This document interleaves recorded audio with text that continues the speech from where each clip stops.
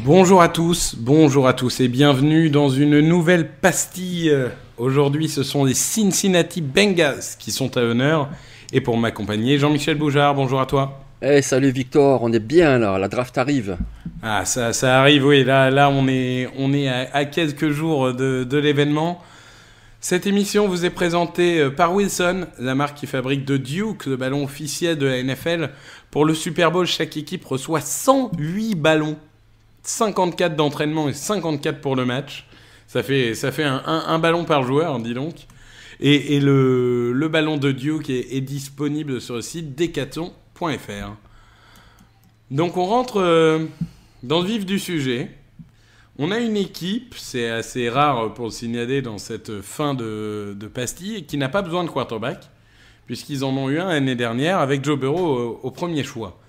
Mais il y a encore beaucoup de besoins pour une équipe qui a recruté pas mal de monde. Explique-nous quels sont les besoins prioritaires pour Cincinnati pour cette saison 2021. Ben justement, c'est l'attaque, puisqu'ils ont pris Joe Burrow l'année dernière. On a vu avant qu'il se blesse quand même qu'il aurait le niveau. Donc quand tu as un jeune quarterback comme ça, talentueux, il faut absolument l'entourer. Donc l'entourer, c'est quoi? C'est déjà la ligne offensive. Ils ont fait venir Riley Reiff à la Free Agency. C'est un très bon ajout, beaucoup mieux que ce qu'ils avaient avec Bobby Hart. Il faudra voir comment Jonah Williams va revenir de sa blessure. Mais il faut quand même blinder cette ligne offensive pour ton quarterback. Les cibles aussi, notamment tight end, ils ont personne. On voit cette année qu'il y a un phénomène au poste de tight end, donc pourquoi pas un Kyle Pitts. Et puis les receveurs, il y a quand même du Devonta Smith et puis surtout du Ja'Marr Chase, avec qui justement Joe Burrow a une connexion. Toujours l'attaque également, parce que Giovanni Bernard est parti, donc Joe Mixon est un super running back, mais il faut quelqu'un pour jouer avec lui dans un comité. Donc du coup, voilà, forcément c'est l'attaque. Moi, la défense, elle me donne quand même quelques assurances. Il y a J.J. Reader qui va revenir. Ils ont drafté des jeunes linebackers l'année dernière. Ils ont signé Trey Anderson aussi, des Saints. Donc ils ont un très bon backfield défensif dont on parle très peu, mais qui est très très bon. Je pense que la priorité, c'est vraiment l'attaque. Ah, ils ont peut-être la meilleure paire de safety de la ligue. Non, je m'enflamme un peu, mais une des meilleures paires en tout cas. C'est sûr que c'est une équipe qui défensivement est beaucoup plus mature qu'offensivement. Et donc, dès le choix numéro 5, toi, tu pars sur le meilleur ami de Joe Burrow, Ja'Marr Chase. Oui, c'est ça. Ben écoute, en fait, tous les deux, on a fait le même constat, c'est-à-dire premier et deuxième tour, il faut y aller sur cible et protection. Alors, on a fait le même constat, mais du coup, on vous présente deux scénarios différents. Et moi, sur le mien, je pars sur Ja'Marr Chase avec le choix numéro 5. Alors, c'est pas vraiment un besoin. Il y a déjà Tyler Boyd qui est un très bon receveur. Il y a déjà T. Higgins qui est lui également un super receveur. Mais si tu ajoutes Ja'Marr Chase, je veux dire, voilà, on se rappelle très bien de Joe Burrow à LSU quand il a été champion. Il en avait 3 de très haut niveau. Il avait donc Jefferson qu'on a vu l'année dernière avec les Vikings. Il y avait donc Ja'Marr Chase. Il y avait aussi Terrace Marshall qui va être drafté cette année. Donc si tu lui ajoutes un troisième receveur de haut niveau, mais pour le développement de Joe Burrow, c'est juste extraordinaire. Et puis en plus, voilà, ils ont une connexion tous les deux. Alors ok, ça ne sera pas le même système offensif, ce ne sera pas le même niveau non plus, mais ajouter un Ja'Marr Chase à Joe Burrow, ça serait extraordinaire pour cette attaque. Oui, ça fait sens. Moi, en effet, j'ai pris une autre direction, mais c'est un choix qui va surprendre personne, hein, puisque globalement, c'est les deux joueurs qui ressortent à peu près tout le temps dans tous tes mocks, soit Ja'Marr Chase, soit Penei Sewell. Donc Penei Sewell, on en a parlé et reparlé, c'est le tackle le plus attendu de cette draft, l'ancien d'Oregon, qui a opt-out en 2020, mais qui est juste un monstre physiquement, techniquement. C'est le joueur que tu peux pas le bouger. Il est mobile pour sa taille. C'est incroyable d'être aussi mobile en étant aussi gros entre guillemets, aussi massif, on va dire. Les mains sont puissantes, les pieds sont vifs, l'équilibre du corps est bon. Penei Sewell, c'est globalement un tackle comme on en voit rarement. Et il est vraiment dans une autre draft, dans une draft type Eric Fisher, il aurait pu finir premier de la draft, ça aurait choqué personne. Ah. Donc clairement, c'est deux talents extraordinaires. Et l'un ou l'autre, ça sera un renfort de poids pour l'attaque des Bengals. Après, tu l'as dit, il y a Riley Reiff. Donc, est-ce que ça veut dire qu'il va commencer à droite? Pourquoi pas? Moi, je le ferais commencer à gauche, mais c'est pas inenvisageable. Mais oui, Penei Sewell, effectivement, c'est vraiment le choix sûr par excellence. C'est un joueur, quand même, il faut rappeler que dès sa saison freshman, ce qui est quand même assez rare, hein, surtout pour ce poste de left tackle, dès sa saison freshman, il était titulaire avec Oregon. Et je veux dire, demandez à Justin Herbert ce qu'il pense de Penei Sewell, et puis vous verrez sa réponse. C'est un joueur extraordinaire, qui en plus, comme tu dis, est extrêmement puissant. Vous pouvez prendre la liste de tous les tackles qui jouent aujourd'hui en NFL, à part Tristan Wirfs des Buccaneers, il n'y en a aucun qui est aussi puissant que lui, qui a ce même gabarit et en même temps cette mobilité-là. Une mobilité pour la passe, parce qu'il bouge bien en protection, mais également pour le jeu de course, il est extraordinaire. Et puis c'est un leader, il a une mentalité irréprochable. Lui, c'est vraiment le tackle que tu prends pour les 10 prochaines années. Donc oui, ça sera un choix très très solide, oui. Oui, je pense on est d'accord. Et du coup, toi, comme t'es parti receveur, tu pars ligne au deuxième tour. Oui, Et exactement. tu prends un joueur qui est connu depuis longtemps, mais qui peut-être à l'image des Adebo ou des Davis dont on a parlé, est un peu en désamour avec les mock drafts, c'est Alex Leatherwood de Alabama. Donc qui est un joueur polyvalent et une valeur sûre, on peut l'appeler comme ça.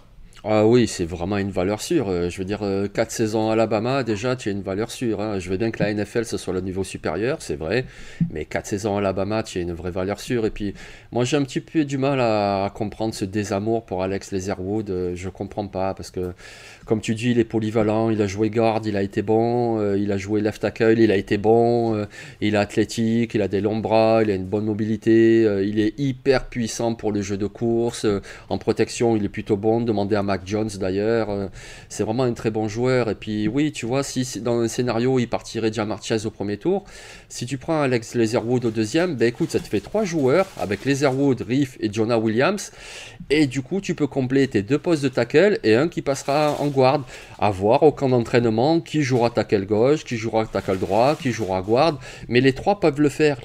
Les 3 en cette polyvalence, Reiff peut jouer tackle gauche ou droit, et Jonah Williams et Alex Leatherwood peuvent jouer tackle ou guard. Donc du coup, tu as 3 joueurs hyper solides, et puis tu vois au camp comment ça se donne, et tu as une très bonne ligne offensive pour Joe Burrow. Ouais, bon, Jonah Williams, il est avec André Dillard dans la All Infirmary Team, surtout pour l'instant, mais on va espérer pour lui que ça s'arrange, parce que là, pour l'instant, on n'en a pas vu grand-chose. Moi, du coup, je suis notre logique. J'ai pris un lineman, du coup je vais prendre un receveur. Je vais parler d'un joueur dont on parle pas forcément non plus beaucoup, c'est Elijah Moore. Donc Elijah Moore qui est joueur de Ole Miss, qui est clairement... Alors certains vont dire c'est un slot receveur. Oui, bah Justin Jefferson aussi c'était un slot receveur, on a vu ce que ça a donné. Mais alors c'est vraiment une machine, c'est explosivité 2000%. Il est rapide, il est soudain, il est fiable, parce qu'il fait très très très peu de drop, pour le coup. Il a 2,3% de drop rate, ce qui est vraiment peu. Globalement, à Ole Miss, l'attaque vivait et mourait par lui. Il est en screen, par exemple, pour soulager un peu Burrow. Vous lui donnez la balle, il peut faire des choses assez incroyables. Il peut gagner 40 yards juste par des mouvements et se défaire des défenseurs. Donc c'est vraiment un receveur que j'aime beaucoup. Et je pense que le deuxième tour, c'est sa valeur.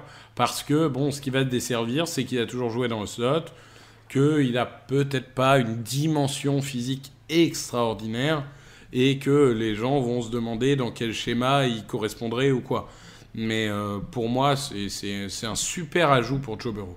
Ah oui, je te rejoins à 100%, à 1000%, à 1 million de pourcents. Elijah Moore, c'est un joueur extraordinaire.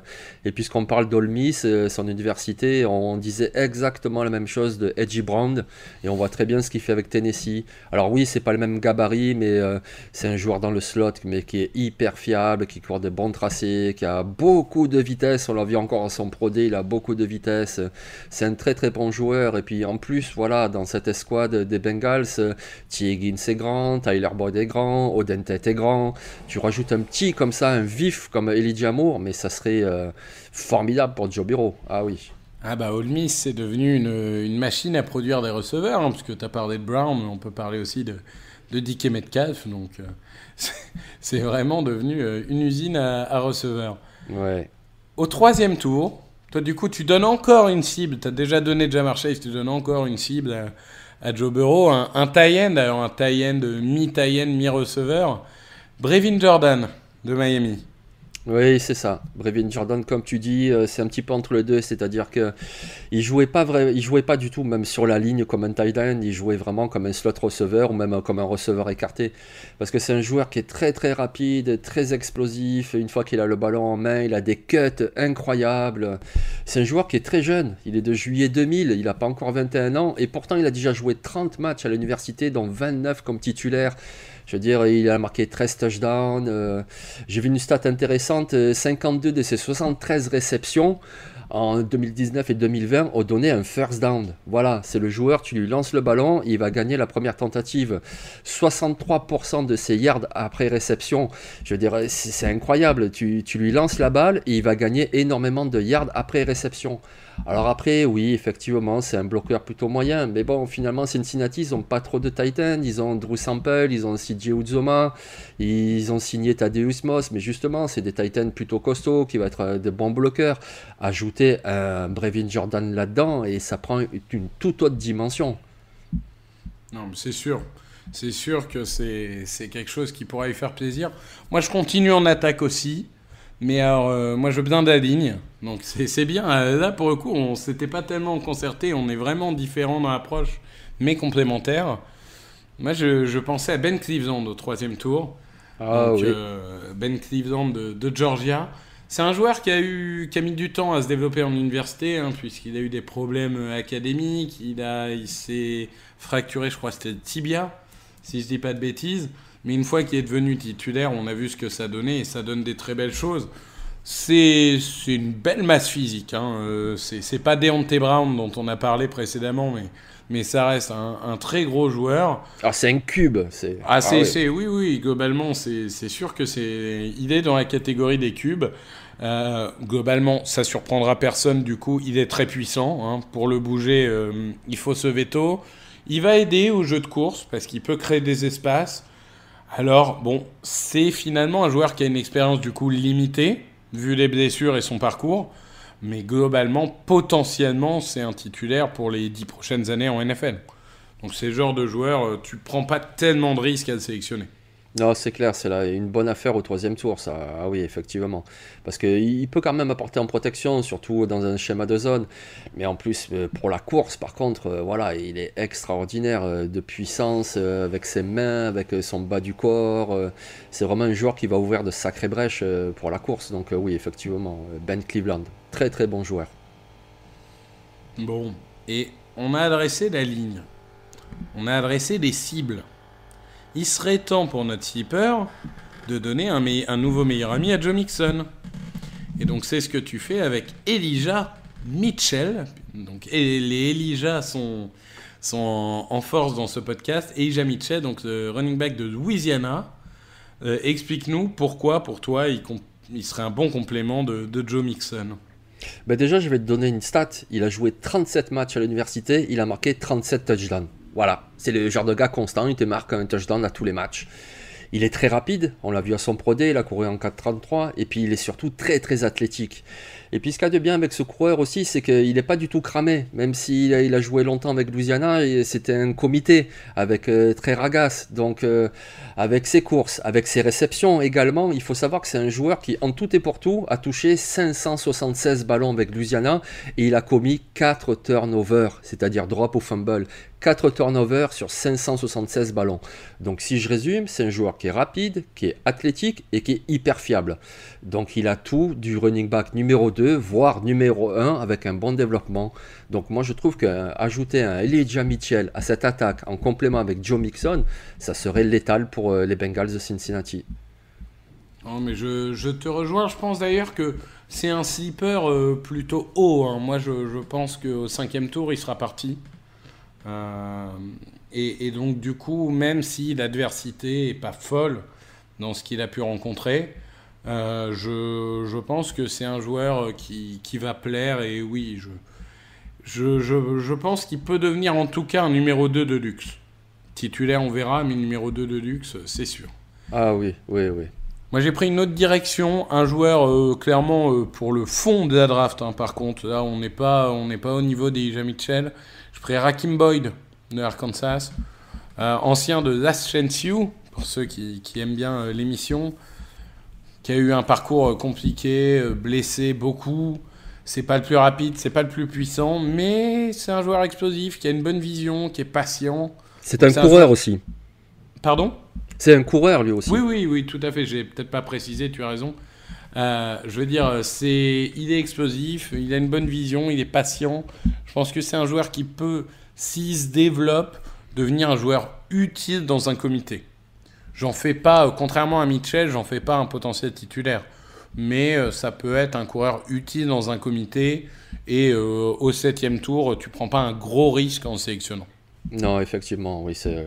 C'est pas le même profil qu'Elijah Mitchell, mais effectivement, au 7e tour, ça serait un bon running back de complément. Oui, je te rejoins. Bon, ben on a fait le tour. Je vous rappelle que l'émission du jour était présentée par Wilson, la marque qui fabrique de Duke, le ballon officiel de la NFL. Je vous ai dit, hein, pour le Super Bowl, chaque équipe reçoit 108 ballons, 54 pour l'entraînement et 54 pour le match. Donc, grosse production, et le ballon Wilson de Duke est à retrouver sur decathlon.fr. Je te remercie, Jean-Michel. Merci, Victor. On vous souhaite une bonne journée et on va s'occuper de la franchise de Grégory Richard demain, puisqu'on s'attaquera aux Atlanta Falcons. Allez, ciao tout le monde.